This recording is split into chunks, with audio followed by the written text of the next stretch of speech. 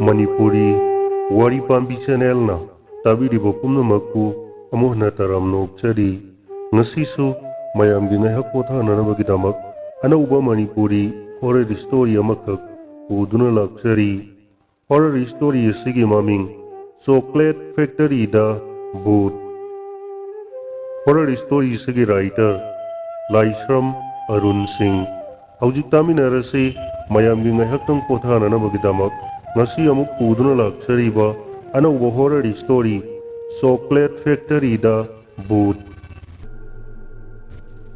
Rahul ngasidi mahaki laik papam ka aduda matomta wakal mawon khanduna tuminna family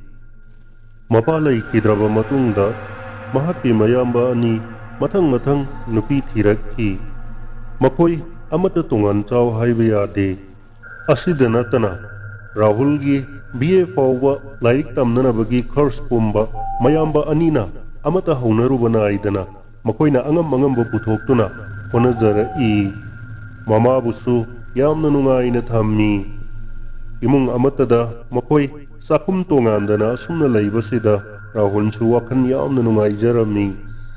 mama hek laikhidraba matungdagi di makoigi imung atuda mayamba singi wakal hongba horakki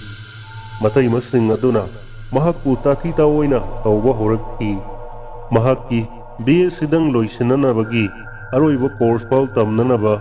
masida sangba course pumba mayamba anina puthoknanabagi damak lautanaba horakki Rahul mathai yamna nungaikidi ahing aduda wakal khanna mahakki apoppi mamabu kauduna yamna kapsakhi aroibada mahak yumado thadonganabagi damak mahaki mayamba amadi mahaki matai masingda karigumba pau amata supiramba taudana tumina ahing aduda yum adudagi hong thangdorakhi Rahul makoigi khungang adudagi kilometer taramuk chatlaga laiba sahar masa aduda lakhi mafam aduda mahakna kabara lauduna laire madugi matungda laikai adwaida mahakna satuna angang tuition taunanabagi damak thirami angang khara tuition tambinanabagi damak mama mapa singa hainaraba matungda mahak matam khara mafam adwaida school natai saba ama yengba horakhi sina mamaida private school amagi oza oinabagi khudongchaba ama phangki mahak salary gi damak toina khalludara school adugi oza oiba takhi matam khara oza oina puraga amadi home tutor chatlaga mahak hingnanaba honarami school aduda matam khara thabak purabagi matungda school adumaktada oza oiminabi miss amaga mahak khangna chanaduna luhonglami luhonglaba matungda mahakna lairamba ka barado thadoktuna nupi mapamda amuk laiki aduga mafam aduda oza oiminakhi laibak thibadi Rahul mahakna luhongduna lauribi mahaki nupi malasana makoigi imung adusu lairaba imungni nongmagi sunomduna hingnanaba honariba imung amakhakni asumna Rahul amadi mahaki loinabi malasana su school aduda salary piklabasu pikna makoi adumak hingnanabagi lanphamda lanthengnaba yauki laibak thibadi makoi anina puriba school ado khanghodana maihau langpok ama thokpadagi school gi tangkhai ama tumna maina sakhi masina maram oiraga school ado matam khara lepata ki upai laitrabada Rahul amadi mahaki loinabi malasana kari tausige haina wakalda khanjanai asumna noma Rahul wakal khanna mahaki kada tumina famduna lairingaida mahaki loinabi malasanana parprap sanglaktuna Rahulda chocolate amakhak pirakhi aruga malasanana hairai happy birthday tamo maduda Rahulado soilawi aduga nola welcome my sweetheart ngasidi nangna aingonda anouba asa ama pirare maduda malasanana kari asa pirage tamo nangbu kaurabro ngasi sinahaki birthday ni summe aigi birthday ni adubu nahangna piriba khudol asidi angakpagi masakni ꯑꯩꯉꯣꯟꯗ ꯑꯁꯥ ꯑꯃ ꯂꯩꯔꯦ ꯑꯩꯈꯣꯏꯅꯤ school ꯑꯗꯨꯗ ꯄꯨꯗ꯭ꯔꯕꯁꯨ ꯑꯅꯧꯕ ꯊꯕꯛ ꯐꯪꯐꯝ ꯑꯃ ꯂꯩꯔꯦ ꯍꯥꯏꯕꯗꯤ ꯇꯥꯃꯣ ꯀꯔꯤꯅꯣ ꯑꯩꯗꯤ ꯚꯥꯞ ꯇꯥꯗ꯭ꯔꯦ ꯃꯂꯥꯁꯅꯥꯅ ꯍꯥꯏꯔꯛꯄꯗ ꯔꯥꯍꯨꯜꯅ ꯌꯦꯡꯉꯨ ꯅꯍꯥꯛꯅ ꯉꯁꯤ ꯆꯣꯀ꯭ꯂꯦꯠ ꯑꯃ ꯄꯤꯔꯛꯏ ꯅꯍꯥꯛꯅ ꯄꯤꯔꯛꯂꯤꯕ ꯆꯣꯀ꯭ꯂꯦꯠ ꯑꯁꯦ ꯎꯕꯃꯛꯇꯗ ꯅꯍꯥꯟ ꯑꯩꯅ ꯍꯣꯇꯦꯜꯗ ꯆꯥ ꯊꯛꯄ ꯊꯣꯛꯄꯗ ꯈꯕꯔꯗ ꯁꯤꯇꯤ ꯆꯣꯀ꯭ꯂꯦꯠ ꯐꯦꯛꯇꯔꯤꯒꯤ ꯑꯅꯧꯕ ꯁ꯭ꯇꯥꯐ ꯈꯔ ꯅꯨꯄꯥ ꯅꯨꯄꯤ ꯈꯔ ꯂꯧꯒꯗꯧꯔꯤ ꯍꯥꯏꯅ ꯌꯥꯍꯧꯕꯗꯣ ꯑꯩ ꯅꯤꯡꯁꯤꯡꯂꯛꯂꯦ ꯍꯧꯖꯤꯛꯇꯤ ꯑꯩꯈꯣꯏꯅꯤ ꯃꯐꯝ ꯑꯗꯨꯗ ꯆꯠꯇꯨꯅ ꯆꯣꯀ꯭ꯂꯦꯠ ꯐꯦꯛꯇꯔꯤ ꯑꯗꯨꯗ ꯊꯕꯛ ꯇꯧꯔꯨꯔꯁꯤ ꯃꯗꯨꯗꯒꯤ ꯐꯪꯂꯛꯄ ꯁꯦꯂꯔꯤ ꯑꯗꯨꯅ ꯑꯩꯈꯣꯏꯅꯤ ꯂꯥꯏꯅ ꯍꯤꯡꯕ ꯉꯝꯒꯅꯤ ꯃꯗꯨꯗ ꯃꯂꯥꯁꯅꯥꯁꯨ ꯍꯔꯥꯎꯔꯗꯨꯅ ꯑꯗꯨꯗꯤ ꯌꯥꯝꯅ ꯐꯕ ꯋꯥꯅꯤ ꯇꯥꯃꯣ ꯍꯌꯦꯡꯃꯛ ꯆꯠꯂꯁꯤ ꯍꯥꯏꯅꯔꯦ ꯃꯈꯣꯏꯅ ꯍꯥꯏꯅꯔꯤꯕ ꯆꯣꯀ꯭ꯂꯦꯠ ꯐꯦꯛꯇꯔꯤ ꯑꯗꯨꯅ ꯂꯩꯔꯤꯕ ꯃꯐꯝ ꯑꯗꯣ ꯃꯈꯣꯏꯒꯤ ꯂꯩꯔꯤꯕ ꯖꯒꯥ ꯑꯗꯨꯗꯒꯤ ꯀꯤꯂꯣꯃꯤꯇꯔ 3 ꯍꯥꯏꯒꯠꯂꯒ ꯂꯩꯕ ꯃꯐꯝꯅꯤ ꯃꯊꯪꯒꯤ ꯅꯨꯃꯤꯠꯇ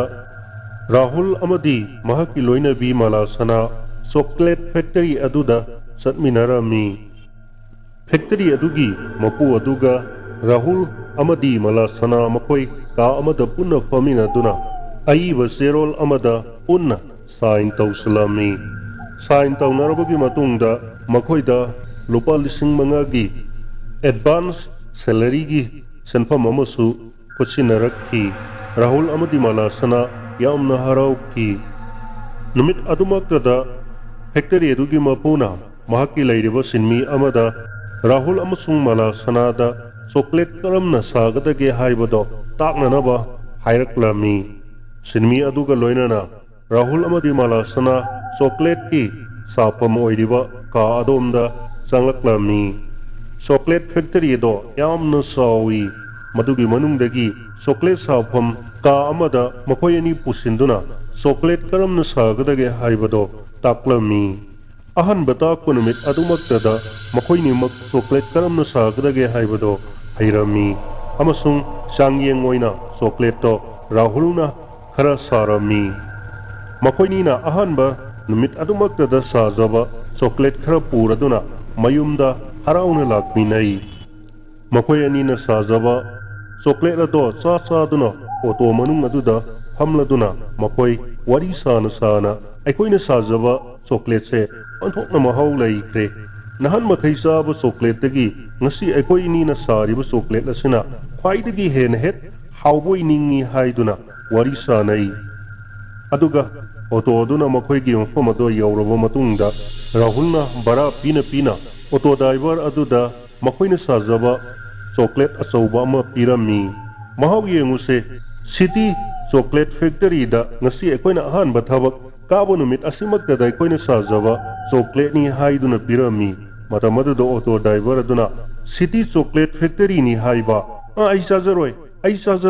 ꯑꯩ ꯆꯠꯈ꯭ꯔꯒꯦ ꯍꯥꯏꯔꯝꯃꯒ ꯄꯥꯈꯠꯅ ꯄꯔꯞ ꯑꯣꯇꯣ ꯊꯧꯈꯤ ꯀꯔꯤꯅꯣꯅꯦ ꯃꯁꯤꯒꯤ ꯑꯣꯇꯣ ꯗ꯭ꯔꯥꯏꯚꯔ ꯑꯁꯤꯕꯨ ꯉꯥꯎꯕ꯭ꯔ ꯀꯔꯤꯅꯣ ꯍꯥꯏꯗꯨꯅ ꯃꯨꯔꯨꯝ ꯃꯈꯣꯏꯅꯤ ꯁꯣꯜꯂꯒ ꯌꯨꯝꯗ ꯂꯥꯛꯃꯤꯟꯅꯩ ꯃꯈꯣꯏꯅꯤꯅ ꯑꯍꯥꯟꯕ ꯊꯕꯛ ꯆꯠꯂꯨꯕ ꯅꯨꯃꯤꯠ ꯑꯁꯤꯃꯛꯀꯤ ꯅꯨꯃꯤꯗꯥꯡꯗ ꯔꯥꯍꯨꯜꯅ ꯌꯥꯝꯅ ꯀꯟꯅ ꯂꯥꯎꯔꯛꯈꯤ ꯃꯍꯥꯛꯀꯤ ꯍꯦꯛ ꯅꯥꯀꯜꯗ ꯇꯨꯝꯂꯤꯕ ꯃꯍꯥꯛꯀꯤ ꯂꯣꯏꯅꯕꯤ ꯃꯂꯥꯁꯅꯥꯅ ꯃꯤꯠ ꯈꯪꯁꯤꯡꯁꯤꯡꯗꯨꯅ ꯔꯥꯍꯨꯜꯕꯨ ꯍꯧꯗꯣꯛꯂꯝꯃꯤ ꯀꯩꯗꯧꯔꯒꯦ ꯍꯪꯂꯛꯄꯗ ꯔꯥꯍꯨꯜꯅ ꯑꯣꯟꯊꯣꯛꯄ ꯃꯪ ꯑꯃ ꯃꯪꯉꯨꯔꯦ ꯉꯁꯤꯗꯤ ꯑꯩꯈꯣꯏꯅꯤ ꯑꯍꯥꯟꯕ ꯆꯣꯀ꯭ꯂꯦꯠ ꯁꯥꯕꯒꯤ ꯋꯥꯈꯜ ꯌꯥꯝꯅ ꯅꯨꯡꯉꯥꯏꯕꯗꯨꯗ ꯆꯣꯀ꯭ꯂꯦꯠ ꯁꯥꯐꯝꯒꯤ ꯃꯪ ꯑꯃ ꯃꯪꯉꯨꯔꯦ ꯀꯔꯤ ꯃꯪꯉꯨꯔꯤꯅꯣ ꯍꯪꯂꯛꯄꯗ ꯆꯣꯀ꯭ꯂꯦꯠ ꯁꯥꯐꯝ ꯑꯗꯨꯗ ꯃꯁꯛ ꯃꯇꯧ ꯐꯖꯈ꯭ꯔꯕꯤ ꯅꯨꯄꯤ ꯑꯃꯈꯛ ꯊꯣꯔꯛꯏ ꯑꯗꯨꯒ ꯑꯩꯕꯨ ꯄꯨꯗꯨꯅ ꯀꯗꯥꯏꯗꯅꯣ ꯆꯠꯂꯝꯃꯤ ꯃꯃꯩꯊꯪꯗꯗꯤ ꯅꯨꯄꯤ ꯑꯗꯣ ꯕꯨꯠ ꯑꯣꯏꯔꯝꯕꯒꯤ ꯋꯥꯅꯤꯁꯦ ꯍꯥꯏꯔꯛꯄꯗ ꯃꯂꯥꯁꯅꯥꯅ ꯅꯪꯗꯤ ꯋꯥꯈꯜꯒꯗꯣ ꯑꯣꯟꯊꯣꯛꯄ ꯈꯜꯂꯕꯅꯤꯅ ꯃꯪꯗꯒꯁꯨ ꯅꯥꯇꯩ ꯆꯥꯗꯕ ꯃꯪ ꯉꯥꯛꯇ ꯃꯪꯂꯤꯅꯦꯀꯣ ꯁꯦ ꯅꯣꯡꯉꯥꯟꯗꯧꯕꯁꯨ ꯄꯪꯀꯨꯏ ꯀꯨꯏꯗ꯭ꯔꯦ ꯇꯨꯝꯃꯨꯁꯦ ꯍꯌꯦꯡꯗꯤ ꯉꯟꯅ ꯑꯃꯨꯛ ꯊꯕꯛ ꯆꯠꯀꯗꯧꯔꯤꯕꯅꯤ ꯍꯥꯏꯗꯨꯅ ꯃꯈꯣꯏꯅꯤ ꯑꯃꯨꯛ ꯇꯨꯝꯊꯈ꯭ꯔꯦ ꯅꯣꯡꯉꯥꯜꯂꯒ ꯃꯈꯣꯏꯅꯤ ꯆꯣꯀ꯭ꯂꯦꯠ ꯐꯦꯛꯇꯔꯤ ꯑꯗꯨꯗ ꯑꯃꯨꯛ ꯆꯣꯀ꯭ꯂꯦꯠ ꯁꯥꯅꯕꯒꯤꯗꯃꯛ ꯆꯠꯃꯤꯟꯅꯩ ꯆꯣꯀ꯭ꯂꯦꯠ ꯐꯦꯛꯇꯔꯤ ꯑꯗꯨꯗ ꯁ꯭ꯇꯥꯐꯁꯨ ꯌꯥꯝꯅ ꯃꯤꯁꯨ ꯎꯕ ꯐꯪꯗꯦ ꯆꯣꯀ꯭ꯂꯦꯠ ꯐꯦꯛꯇꯔꯤ ꯑꯗꯣ ꯅꯍꯥꯟ ꯃꯈꯩ ꯊꯕꯛ ꯂꯦꯞꯂꯨꯔꯒ ꯑꯃꯨꯛ ꯍꯟꯅ ꯅꯧꯅ ꯍꯥꯡꯗꯣꯔꯛꯄ ꯑꯣꯏꯕꯗꯨꯗ ꯁ꯭ꯇꯥꯐꯁꯨ ꯈꯔ ꯋꯥꯠꯄ ꯃꯥꯜꯂꯦ ꯈꯟꯈꯤ ꯃꯈꯣꯏꯒꯤ ꯊꯕꯛ ꯇꯧꯐꯝ ꯆꯣꯀ꯭ꯂꯦꯠ ꯁꯥꯐꯝ ꯀꯥ ꯑꯗꯨꯗ Rahul amadi Malasana changlakuna chocolate chananabagidamak cocoa powder amadi darkar oiba pochai singado mathang haptuna chocolate chananaba kanna honari chocolate to khara sarabagi matungda thangudana ka aduda mai fut awna mutki tanja da Rahulna anthokna tansa khidreda Rahulna satlawna mapanda thongado hangdoktuna thoraklaga mai mulle karigino tanja chadna mai se muthalai sibo haiduna lauringaida ka manung adudagi nupi amana kappagi khonjel khara tapna Rahulna tarami matamaduda Malasana kaidorage nangna mukabla iduna haiduna prap amuk changla ami ka aduda Malasana na kaidorage karino nangna mukappaga haina lauri idubo nate kanano nupi amagi kappagi khonjel amata khibadubo nangi nataboro kadai deinoda asomna ngangnaringaida maido amuk laklami makoigi ngasi nongmagi safam thokpa chocolate singado saramlaga yumda halakhi numit adugi numidangda Malasanana mikap thorakpada mahaki makutta chocolate mayam ama taidun laibado ubada Malasana kangpek khangi karino ne kadai degi chocolate no aigi kutta mayam ama tairiba sibo haiduna chocolate singado khut hamdok nabagi damak mahak hamungdagi tapna kumtharakuna makoigi bathroom aduda sanglaklammi khulado samthokku loiraba matungda mingselda ubada mamai adusu chocolate ngata puntai tairammi maduda amuksu karino ne tauriba sibo mahaki mapuroiba Rahulna tauribra haiduna sauninglammi mamai do amuk sengna samthokku loiraga paraprak makoigi bedroom ka aduda sanglakpada Rahul su mahaki dauna chocolate puntai taiduna lerambaduda khangprek khanglammi Malasanana Rahulbu kudakka hudoklammi aduga mahakku mingselgi mamangdu pusinduna tairiba chocolate singado yenghallammi nangna ahing nasida karigino chocolate tairiba sibo nangna hana taibu natra haiduna makoini amuk khanaraklammi asumna kanna marai yetnaringai matang aduda makoigi bathroom adomda nupi amana kappagi khonjel tapna taba horakhi Rahulna ngaiko Malasana ngaiko khonjel ama taribuse taw haiduna aibada kari khonjel no aidi ta de airami Rahulna di tarami nupi amana kappagi khonjel do tawada Rahulna prap makoigi bathroom adomda sangduna yengi adubu kanasu laibo ude Rahul mathamoida ngasai mahakna chocolate factory aduda takiba khonjel aduga manana takiba aduda karino mangonda singnaba amadi fauroklammi adubu Malasana dadi karimata haidoklamde numit adusu haukre mathangi numita Rahul amasung Malasana makoigi chocolate safam aduda mausagum chocolate chaduna lairammi matam adumaktada khanghaudana makoigi mayado tik phak tawraklammi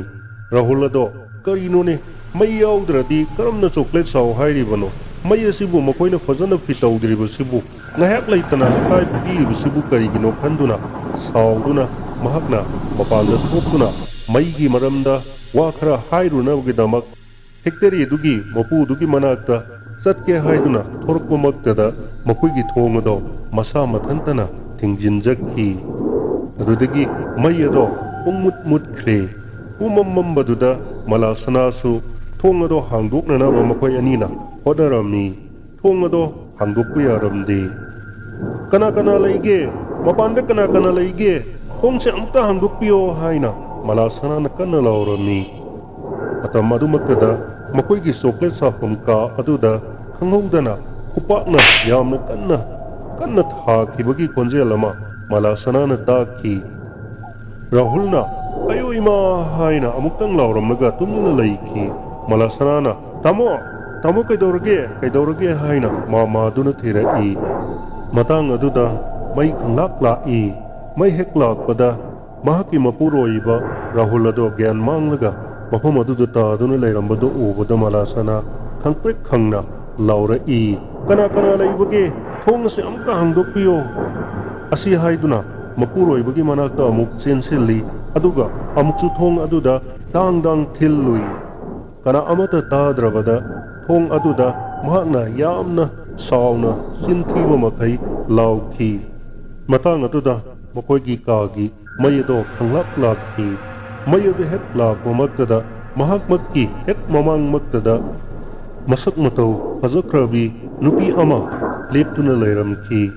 ꯃꯗꯨ ꯎꯕꯗ ꯃꯂꯥꯁꯅꯥꯅ "ꯅꯪ ꯀꯅꯥꯅꯣ? ꯃꯇꯧ ꯀꯔꯝꯅ ꯀꯥ ꯑꯁꯤꯗ ꯆꯪꯂꯛꯂꯤꯕꯅꯣ?" ꯍꯪꯂꯛꯈꯤ꯫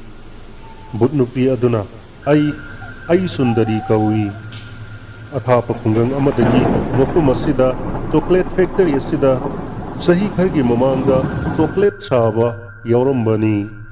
ꯅꯣꯡꯃ ꯃꯕꯨꯛ ꯐꯠꯇ꯭ꯔꯕ factory ꯑꯁꯤꯒꯤ ꯃꯍꯥꯖꯣꯟꯅ ꯑꯩꯒ ꯊꯕꯛ ꯇꯧꯃꯤꯟꯅꯕ ꯀꯥ ꯑꯁꯤꯃꯛꯇꯗ ꯂꯩꯕ ꯁ꯭ꯇꯥꯐ ꯈꯨꯗꯤꯡꯃꯛ ꯀꯧꯊꯣꯛꯈꯤ ꯑꯗꯨꯒ ꯑꯇꯣꯞꯄ ꯃꯐꯝꯗ ꯊꯥꯗꯣꯛꯈ꯭ꯔꯒ ꯃꯐꯝ ꯑꯁꯤꯗ ꯃꯍꯥꯛ ꯃꯇꯣꯝꯇ ꯆꯪꯂꯛꯇꯨꯅ ꯀꯥ ꯑꯁꯤꯒꯤ ꯁꯣ ꯂꯣꯟꯁꯤꯟꯗꯨꯅ ꯑꯩꯉꯣꯟꯗ ꯐꯠꯇꯕ ꯃꯤꯠꯌꯦꯡꯅ ꯌꯦꯡꯕ ꯍꯧꯔꯛꯈꯤ ꯑꯗꯨꯒ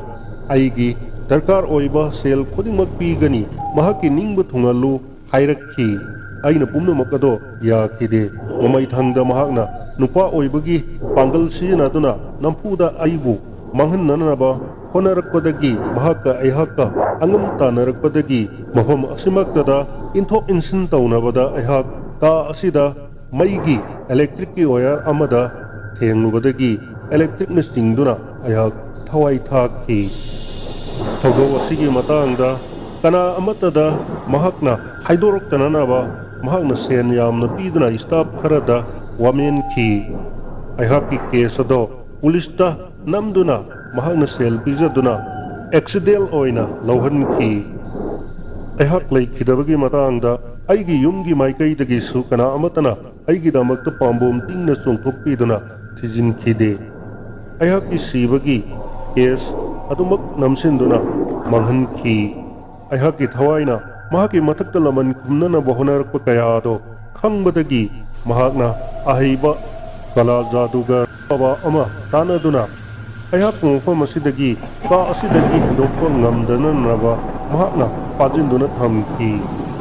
ꯃꯇꯥꯡ ꯑꯗꯨꯗ ꯃꯂꯥꯁꯅꯥꯅ "ꯑꯗꯨꯗꯤ ꯍꯥꯏꯌꯨ, ꯅꯍꯥꯛꯅ ꯀꯔꯤꯒꯤꯗꯃꯛ ꯑꯩꯒꯤ ꯏꯄꯨꯔꯣꯏꯕꯁꯤꯕꯨ ꯅꯍꯥꯛꯅ ꯑꯋꯥꯕ ꯄꯤꯔꯤꯕꯅꯣ? ꯃꯍꯥꯛꯀꯤ ꯊꯋꯥꯏꯕꯨ ꯀꯟꯕꯤꯌꯨ, ꯑꯩꯈꯣꯏꯅ ꯅꯉꯣꯟꯗ ꯀꯔꯤ ꯂꯥꯟꯈꯤꯕ ꯂꯩꯕꯒꯤꯅꯣ?" ꯍꯪꯂꯛꯈꯤ꯫ ꯑꯩꯍꯥꯛ "ꯅꯍꯥꯛꯀꯤ ꯅꯄꯨꯔꯣꯏꯕ ꯑꯃꯗꯤ ꯅꯉꯣꯟꯗ ꯀꯔꯤꯃꯠꯇ ꯇꯧꯔꯣꯏ꯫ ꯑꯩꯅ ꯍꯥꯏꯔꯤꯕ ꯊꯕꯛ ꯑꯁꯦ ꯃꯁꯤ ꯈꯛꯇꯪ ꯄꯥꯡꯊꯣꯛꯄꯤꯌꯨ꯫ ꯍꯥꯏꯌꯨ, ꯅꯍꯥꯛꯅ ꯑꯩꯈꯣꯏꯕꯨ ꯀꯔꯤ ꯇꯧꯍꯟꯅꯤꯡꯕꯒꯦ?" ꯃꯇꯝ ꯑꯗꯨꯗ ꯕꯨꯠ ꯅꯨꯄꯤ ꯑꯗꯨꯅ ꯍꯥꯏꯔꯛꯈꯤ, "ꯀꯥ ꯑꯁꯤꯒꯤ ꯊꯣꯡꯖꯤꯜ ꯍꯦꯛ ꯃꯊꯛꯇ ꯊꯦꯠꯂꯤꯕ ꯐꯛꯂꯥꯡ ꯘꯔꯤ ꯑꯁꯤ ꯂꯧꯊꯣꯛꯎ꯫ ꯃꯁꯤꯒꯤ ꯍꯦꯛ ꯃꯈꯥꯗ ꯑꯄꯤꯛꯄ ꯎꯄꯨ ꯃꯆꯥ ꯑꯃꯗ ꯑꯩꯍꯥꯛꯀꯤ ꯁꯤꯈꯤꯕꯒꯤ ꯁꯔꯨ ꯃꯆꯦꯠ ꯑꯃꯗꯤ ꯃꯟꯇ꯭ꯔ ꯂꯥꯏꯔꯣꯜ ꯀꯌꯥ ꯏꯔꯕ ꯆꯦꯖꯦꯠ ꯑꯃꯗꯤ ꯑꯇꯣꯞꯄ ꯄꯣꯠꯆꯩ ꯀꯌꯥ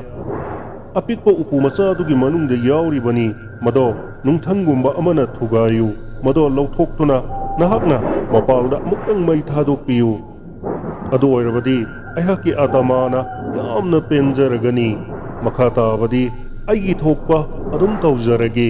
ꯍꯥꯏꯔꯛꯄꯃꯛꯇꯗ ꯃꯂꯥꯁꯅꯥꯅ "ꯑꯗꯨ ꯑꯣꯏꯔꯕꯗꯤ ꯑꯩꯒꯤ ꯏꯄꯨꯔꯣꯏꯕꯁꯦ ꯑꯃꯨꯛꯇ ꯍꯥꯟꯅꯒꯨꯝ ꯍꯤꯡꯒꯠꯍꯟꯕꯤꯌꯨ꯫ ꯅꯍꯥꯛꯀꯤ ꯅꯄꯨꯔꯣꯏꯕ ꯀꯔꯤꯁꯨ ꯇꯧꯔꯣꯏ꯫ ꯃꯍꯥꯛ ꯁꯤꯕ ꯅꯠꯇꯦ, ꯒ꯭ꯌꯥꯟ ꯃꯥꯡꯗꯨꯅ ꯂꯩꯔꯤꯕꯅꯤ꯫ ꯑꯩꯅ ꯍꯥꯏꯕ ꯊꯕꯛ ꯑꯗꯨꯇ ꯍꯥꯟꯅ ꯇꯧ" ꯍꯥꯏꯔꯛꯄꯗ ꯃꯂꯥꯁꯅꯥꯅ ꯀꯥ ꯑꯗꯨꯗꯒꯤ ꯅꯨꯡꯊꯪ ꯑꯃ ꯂꯧꯔꯒ ꯀꯥ ꯑꯗꯨꯒꯤ ꯊꯣꯡꯖꯤꯜ ꯃꯊꯛꯇ ꯊꯦꯠꯂꯤꯕ ꯐꯛꯂꯥꯡ ꯘꯔꯤ ꯑꯗꯣ ꯂꯧꯊꯣꯛꯂꯝꯃꯤ꯫ ꯑꯗꯨꯗꯒꯤ ꯐꯛꯂꯥꯡ ꯘꯔꯤ ꯑꯗꯨꯒꯤ ꯍꯦꯛ ꯃꯈꯥꯗ ꯃꯍꯥꯛꯅ ꯑꯄꯤꯛꯄ ꯃꯈꯨꯜ ꯃꯆꯥ ꯑꯍꯣꯕ ꯑꯃ ꯂꯩꯔꯤꯕꯗꯨꯗ ꯅꯨꯡꯊꯪꯅ ꯑꯃꯨꯛꯈꯛꯇꯪ ꯊꯣꯝꯕꯗ ꯐꯛꯂꯥꯡ ꯑꯗꯣ ꯀꯥꯏꯔꯛꯂꯝꯃꯤ꯫ ꯃꯗꯨꯒꯤ ꯃꯅꯨꯡꯗ ꯎꯄꯨ ꯃꯆꯥ ꯑꯄꯤꯛꯄ ꯑꯃ ꯂꯩꯔꯝꯃꯤ꯫ ꯃꯗꯣ ꯃꯂꯥꯁꯅꯥꯅ ꯂꯧꯊꯣꯛꯇꯨꯅ ꯄꯨꯊꯣꯛꯈ꯭ꯔꯒ ꯃꯈꯣꯏꯒꯤ ꯐꯦꯛꯇꯔꯤ ꯑꯗꯨꯒꯤ ꯃꯄꯥꯟꯗ ꯑꯍꯥꯡꯕ ꯃꯐꯝ ꯑꯃꯗ ꯃꯩ ꯊꯥꯗꯣꯛꯂꯨꯏ꯫ ꯃꯗꯨꯗꯒꯤ ꯀꯥ ꯑꯗꯨꯗ ꯄꯔꯞ ꯆꯪꯂꯛꯄ ꯃꯇꯝꯗꯗꯤ ꯃꯍꯥꯛꯀꯤ ꯃꯄꯨꯔꯣꯏꯕ ꯔꯥꯍꯨꯜ ꯑꯗꯣ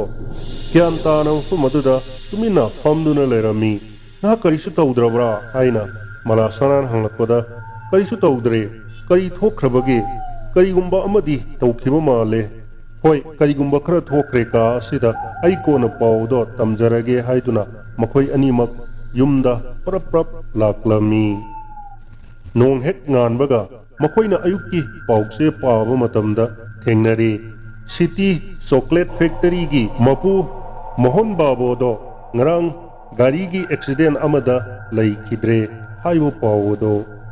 ꯄꯥꯎ ꯑꯗꯣ ꯍꯦꯛ ꯊꯦꯡꯅꯕꯗ ꯃꯂꯥꯁꯅꯥꯅ ꯔꯥꯍꯨꯜꯒꯤ ꯃꯈꯨꯠꯇꯒꯤ ꯈꯕꯔ ꯑꯗꯣ ꯇꯥꯞ ꯂꯥꯎꯅ ꯃꯨꯟꯗꯨꯅ ꯃꯍꯥꯛꯁꯨ ꯄꯥꯔꯝꯃꯤ ꯑꯗꯨꯒ ꯔꯥꯍꯨꯜꯗ ꯃꯨꯟꯅ ꯌꯦꯡꯂꯛꯂꯝꯃꯤ ꯑꯗꯨꯒ ꯃꯆꯤꯟꯗ ꯍꯥꯏꯔꯛꯂꯝꯃꯤ ꯑꯣ ꯃꯍꯥꯛꯀꯤ ꯃꯐꯝꯗ ꯂꯃꯟ ꯈꯨꯝꯈ꯭ꯔꯕꯀꯣ You must die.